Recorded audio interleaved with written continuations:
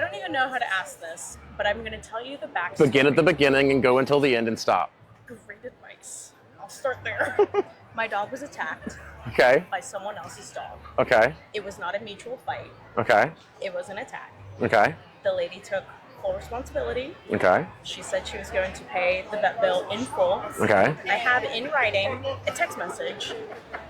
She said she wasn't financially able to pay it all at once. I said I was only okay with broken up payments if she sent me a text message. This was on the phone. I was traveling, whatever. Said I was only okay with broken up payments if she would send me a text like saying she would pay me by a certain date, August 19th. Okay. That date is passed. I sent her a message saying, hey, payment's past due. Let me know where you're at. We had this agreement, blah, blah. She responded and wanted to kind of reevaluate our agreement that we mutually agreed upon. I didn't call animal control. I didn't hold her accountable for the additional vet bills because there were two additional vet How much is visits. the bill that she owes you? $1,300 or $1,314. How much has she paid you? 50%. Okay. So we're talking roughly $700. Yeah. Okay. How do I phrase this correctly? Do you actually positively, desperately need the money, or is it just like a matter of spite, or spite's the wrong word, a matter of principle at this point? It's a combination of the two, honestly. Okay. Especially because there were additional vet visits due to my dog wasn't healing properly. And I chose not to invoice her for that. So the reason why I'm asking is Yeah. only, like, if you have a conversation with her where she agreed to pay you the funds, right? You have a contract. Easy Right. peasy. You can sue her for it. So if you have her name, you can look up her address and you can file a lawsuit in small claims court. It's really easy to do.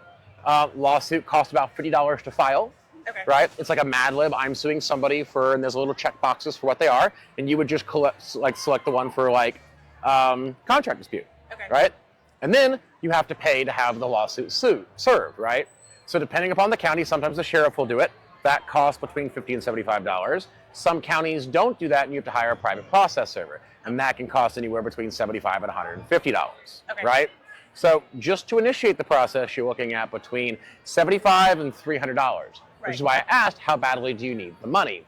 Because you're going to spend, let's say, $300 just to get into a courtroom, right? Now, whether or not her dog attacked you doesn't matter. Whether or not there's anything, none of the other beginning stuff matters.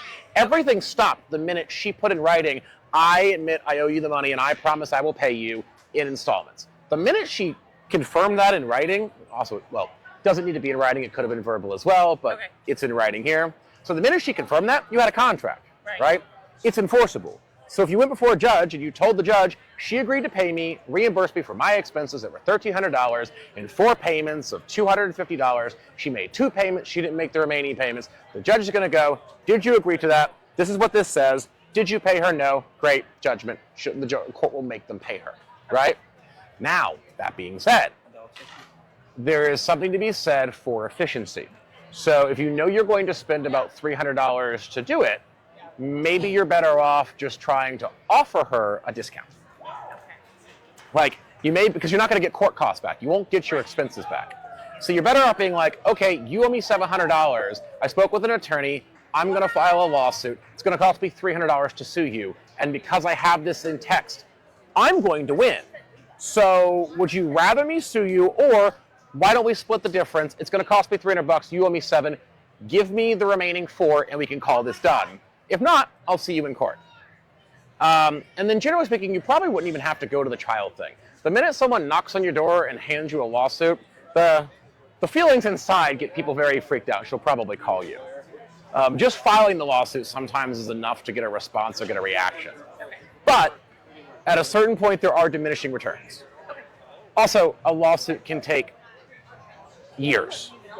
Like, you file it and then you get it served. If that takes, service has to be perfected personally upon you or somebody at the house. So if you're not home, they got to keep coming back till you are, right? Then you get 30 days from that to respond to it. Then, if they deny the claim against them, you have to wait for a trial, and that could be 30 days to 6 months till the court has availability. Depends on what their calendar looks like. So those are your options.